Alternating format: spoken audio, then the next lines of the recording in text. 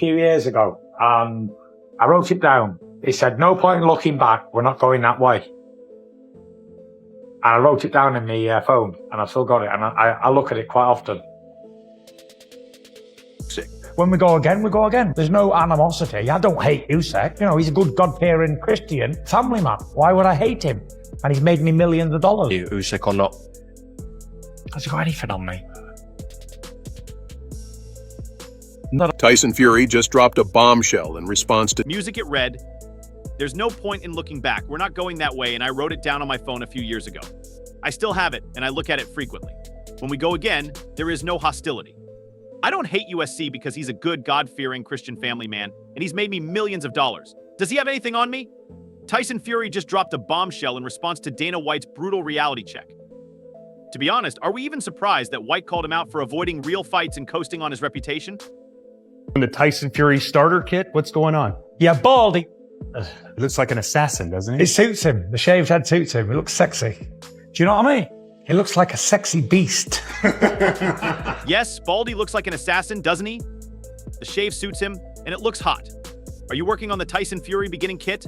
What's going on? After White's barely disguised remark that the Gypsy King was losing his edge, Fury takes criticism and turns it into a weapon. Now, instead of playing it safe on points, he's betting on a knockout victory.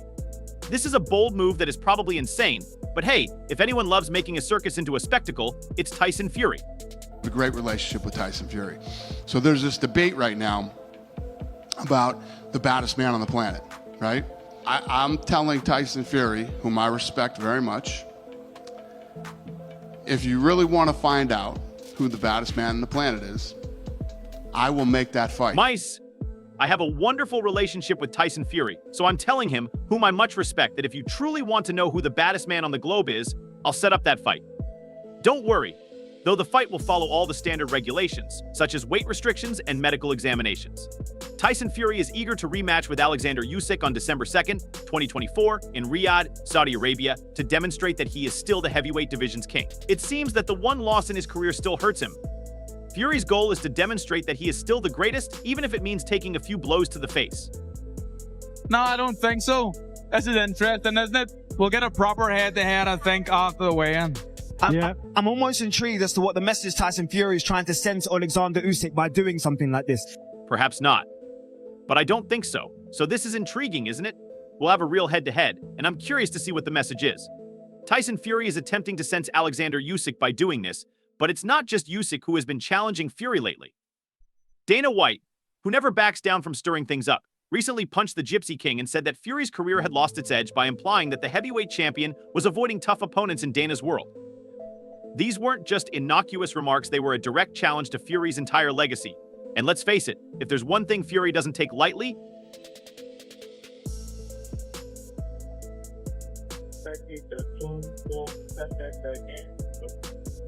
it's a challenge wrapped in public humiliation. Now, Tyson Fury isn't exactly known for his restraint. He doesn't respond with composed press releases or carefully worded interviews. The boxing world was rocked by Fury's announcement of his plan for a rematch with Alexander Usyk, complete with a dramatic strategy that promises to either silence his critics or prove them wildly correct. Fury is known for making headlines, and this time he didn't let them down.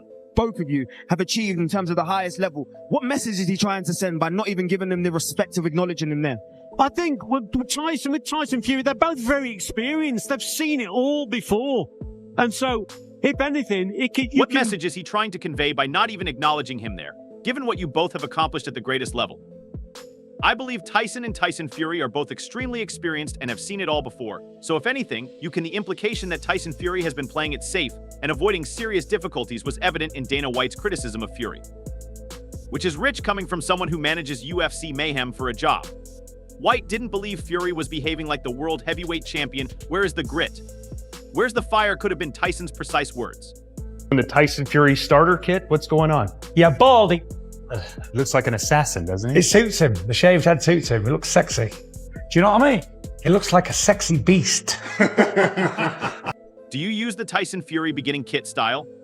What's happening, Baldy? He looks like an assassin, doesn't he? The shaven head looks seductive, do you understand? This wasn't just a remark, it looked like a lovely beast. For someone like Fury, who relies on being regarded as the king of boxing, White essentially accused him of cherry-picking a fight and coasting on his reputation. This was more than just a jab, it was an outright attack. I'll just do the same as I did last time, but a little bit more focused and a little bit more concentration, that's it. You mentioned you feel like you need to knock Usyk out to win the fight. Is that more a reflection on the judges? Because I know you felt like you did enough to win the last fight. No, I just feel like if You mentioned that you feel like you need to knock yourself out to win the fight. Is that more a reflection on the judges? Because I know you felt like you did enough to win the last fight. That's all I'll do, but I'll be a little more focused and concentrated. Instead of simply dismissing White's remarks, Tyson Fury launched a counterattack and announced that he was preparing for a rematch with Alexander Usyk, the man who had given him a hard time the first time. However, Fury has promised a completely different strategy, and it's as audacious as it is dangerous. all I can do is prepare well, train hard, eat well, go to bed early, wake up early, do the right things, listen to people around. All I can do is make sure I eat healthily, train hard, go to bed early, wake up early, and do the proper things. Listen to those around me. And here's the real deal. Fury declared that he would be entering the ring with more weight than before. While most fighters focus on speed and agility, Fury is focusing on brute force. He isn't going to win this fight on points or strategy. Instead, he is aiming for a knockout. Fury says that his goal isn't just to defeat Usyk, it's also to silence all of his critics, including Dana White.